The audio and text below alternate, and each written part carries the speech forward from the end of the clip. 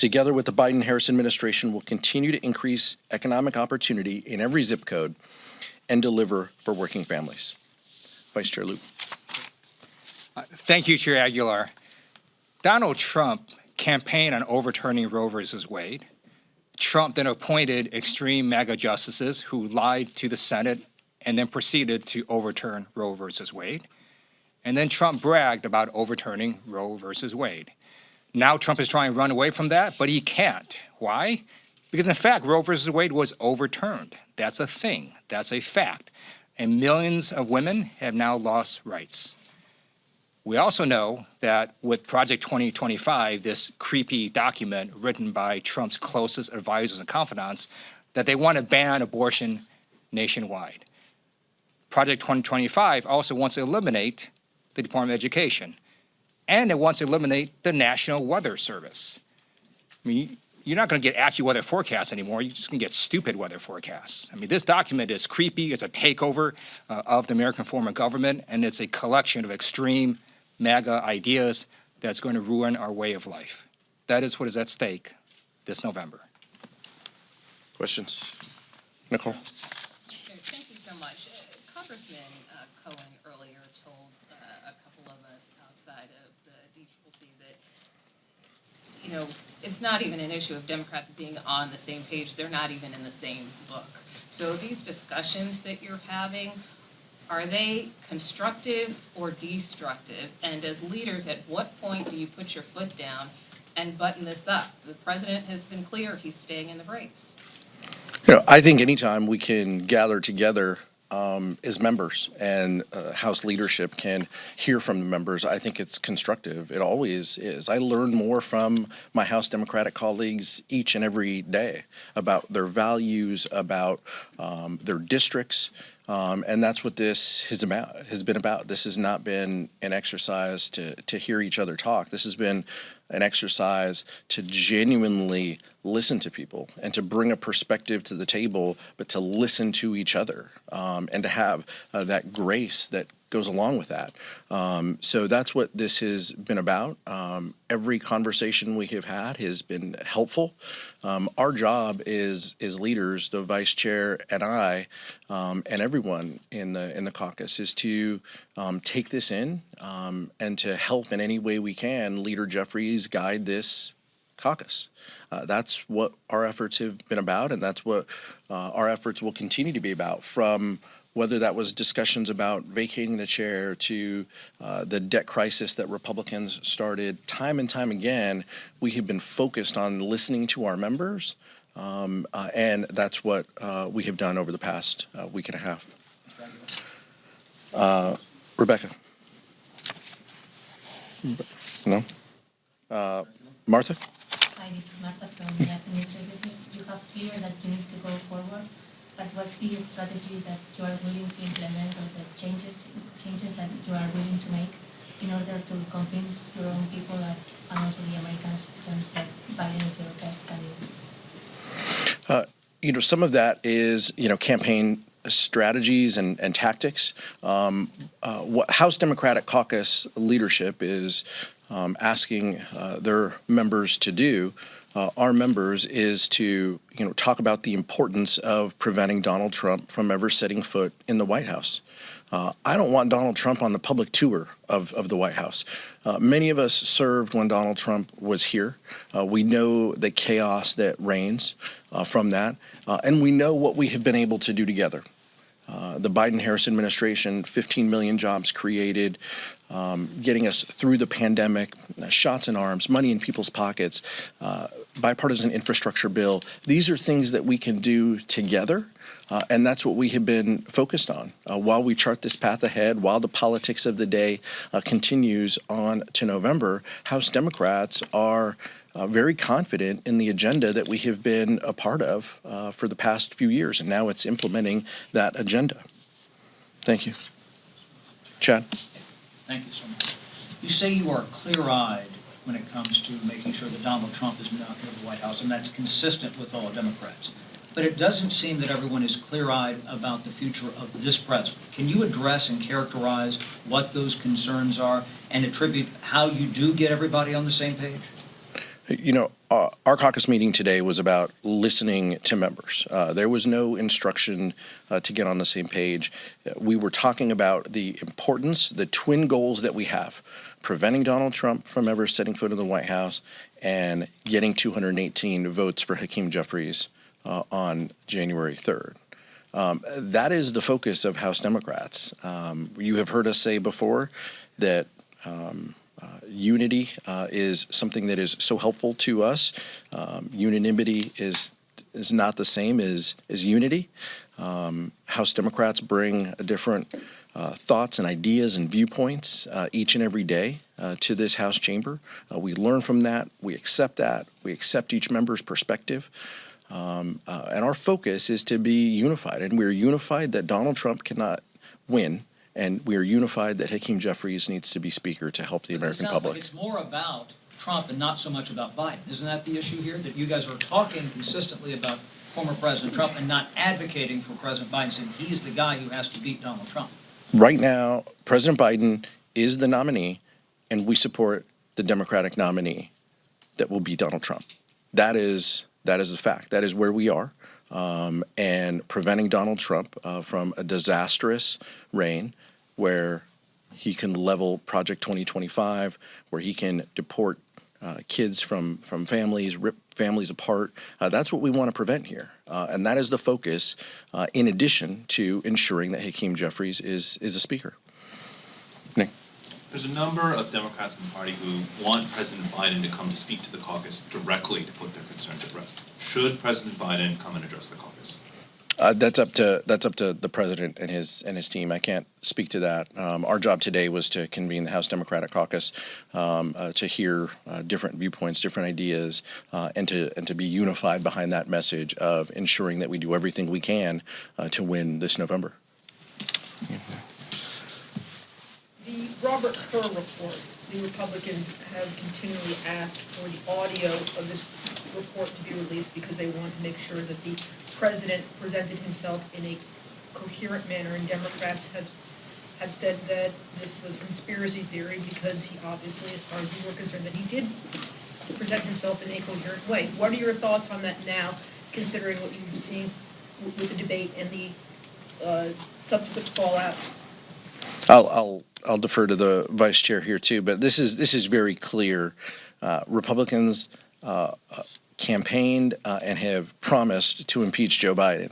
They were unable to impeach Joe Biden, and so now they will do anything they can to distract away from their own reckless agenda. That is who they are. That is all this effort is about, and we see that continue. We see House Republican leadership seemingly not supportive of this Luna resolution, but she may offer it because it just shows how extreme House Republicans are. Robert Hur was appointed by Donald Trump. He is a Republican, and he has said that the written transcript is an accurate rendition of the audio transcript. So you can just read it. The transcript's fine. But you know what written transcripts are really crazy and incoherent? Look at Donald Trump's transcripts from his rallies. He says crazy stuff, all sorts of radical stuff, and incoherent thoughts, incoherent messaging. He talks about sharks and being on a boat and the boat sinks and there's electric batteries on the boat, somehow you get electrocuted. It's bizarre stuff. You should look at Donald Trump's written transcripts from his rallies and you'll see that Donald Trump is not fit for office. But you don't think this audio should be released at all, whatsoever, of The Republican special counsel has said the written transcript is an accurate rendition of the audio transcript. It's not like they're making up paragraphs that weren't said or rewording paragraphs. I mean, he said this is an accurate rendition of the. Said he didn't want to prosecute him because he said that he was essentially a feeble old man who wouldn't be able to defend himself. Robert Hur is not a doctor, and neither are you. But you know what? Look at Donald Trump's transcripts, and then let's have a conversation about the crazy things Donald Trump says. So why don't you ever ask about that? Michael. Thank you, Mr. Chair. The Congressional Black Caucus has been unified around the president since the debate fallout. Obviously, as the chair of the caucus, you understand how influential this bloc is. Can you just speak about the role that the Black Caucus has played in this particular issue? And for Americans who may not be familiar with the history of the caucus, what it means to you to have that bloc in the caucus that you chair? It's important for all of us. The strength and resiliency of the Congressional Black Caucus, how they advocate for their communities, how they advocate for Americans, is something that I appreciate and I'm thankful for. I'm thankful historically to the work that they have done and that they have led on so many issues. But the Black Caucus is more than just one issue. Just like the Hispanic Caucus is more than just one issue.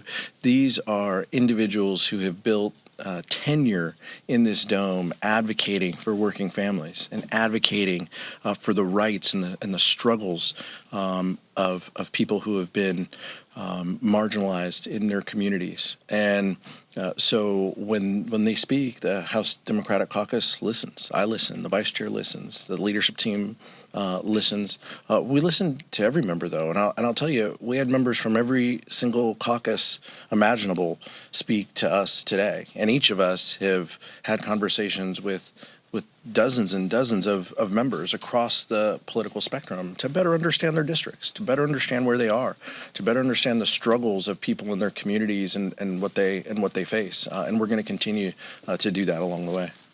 Thank you, Eric.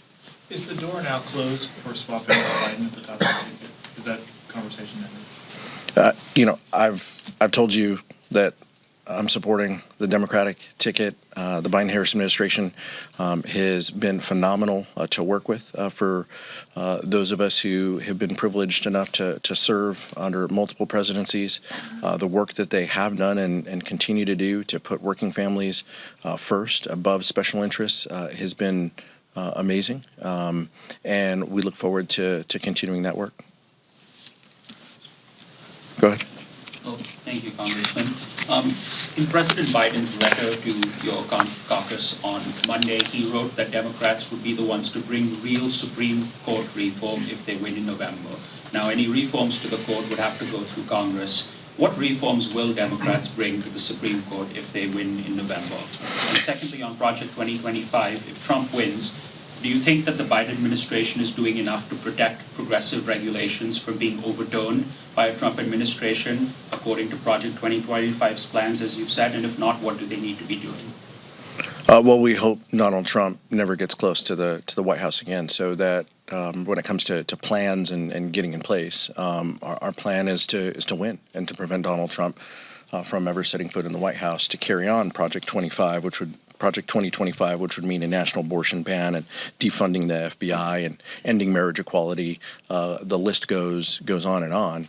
With respect to your first question, it is incredibly clear that this is a runaway Supreme Court that does not feel that they have a check. They want an imperial presidency under Donald Trump. They are not guided by the ethics standards that other judges are.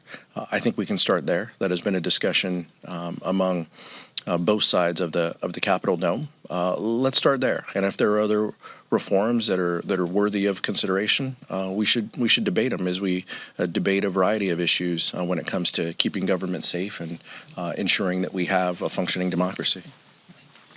The first thing that's going to happen when we flip the House and hold the Senate is we're going to send the bill to codify Roe versus Wade to President Biden. He's going to sign it.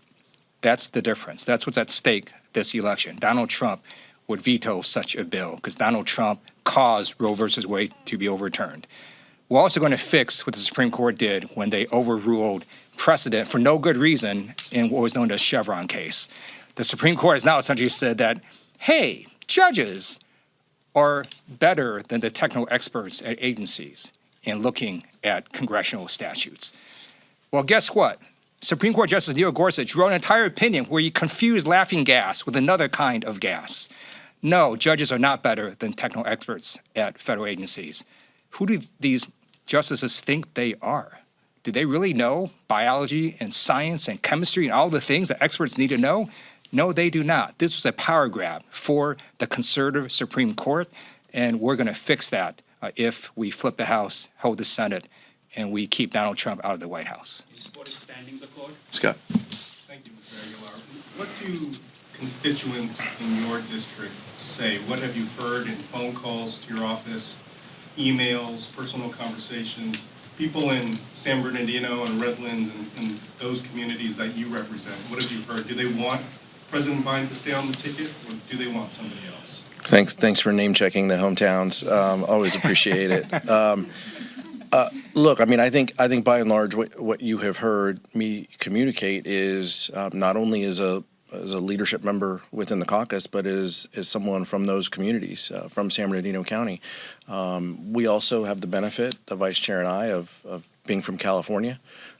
California is no friend of Donald Trump when it comes to politics and ideas.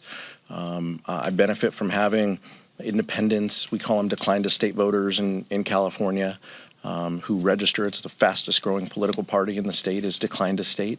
And I've got a lot of those folks who are supporters and friends. And overwhelmingly, they want to prevent Donald Trump from being in the White House. And so that's what I hear. We hear other things too. We hear theories and cases, and of course, that's fine. But when it comes back to it, and I remind people that my focus as a leader here is to ensure that Hakeem Jeffries becomes Speaker. Overwhelmingly, people say, "Oh yeah, of course. Like we have to do that. Like the region, the state, the country will be better." With Democrats holding gavels. I'm just convinced of that. I'm convinced of the work product that we are able to do together because of our proven track record when we are guiding these committees, what we can do, the bills that we can put in front of the president, how we can help people. That's overwhelmingly what we hear. Of course, we hear different theories and different ideas about the top of the ticket, but overwhelmingly that's where people come down to. So like Chairman Aguilar said, we hear a lot from our constituents on different issues, but something I've heard that doesn't seem to be being covered are the Epstein files. These files were released, and like Donald Trump's sort of all over this, right? There are pictures of him with Jeffrey Epstein. He's taken multiple plane flights with Epstein with young girls on board. He is in call logs with Epstein.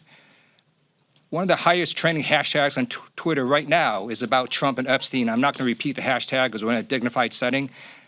But yeah, y'all might want to look at that because that's highly disturbing. And again, it shows that Donald Trump is unfit for office. And by the way, he was convicted in a civilian court for sexual assault, convicted in a separate court of 34 felonies.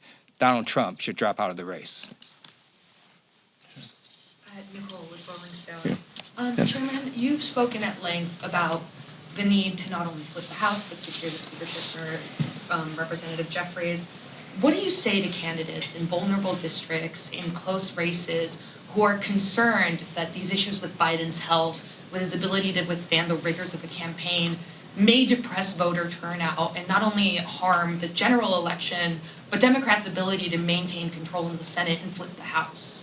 Yeah, I'm not going to get into campaign tactics and all the private conversations I have with candidates running. What I can tell you that I relate is running. Vice Chair and I both got elected in 2014. I flipped a Republican-held seat in a really rough year in 2014. I share with them my story. I share with them what was happening at the top of the ticket, what was happening in the country at the time, and I try to encourage them to just continue to press ahead, and that this is incredibly important, and that what they are doing, the job they are doing, campaigning, sacrificing for their families, giving up things. Those are things that aren't lost on any of us, and it will make it. When they win, it will make it sweeter. It will make it better because of the work that we're going to do together. Because day one, we can pass a bill to codify Roe. Because we can help address the runaway Supreme Court. Because we can help working families. Those are the things that matter to the candidates that I've been talking to. Last one. I was going to ask, with 8 Democrats who have either publicly called on the president to step down from the race or said so as much to their colleagues, 2 who are openly saying that Trump will win the election, and scores, I can guarantee you, every reporter in this room has had a conversation with a Democrat who's publicly supporting the president but privately extremely concerned. Is he doing enough to assuage concerns among the caucus about his ability to win against Trump in November? You know, I think this is, and the president has said himself that he's going to be out there, right? This is about campaigning and hustling. My answer is, you know, we'll see. Like, let's see the press conference. Let's see the campaign stops. Let's see all of this, because all of it is going to be necessary. The president knows that he did not have a good debate performance. He knows that he has to be out there in people's districts, out in the communities, out in these tough states. He knows that, and that's what we'll see in the days and weeks ahead. Thank you so much. Thank you. Thank you.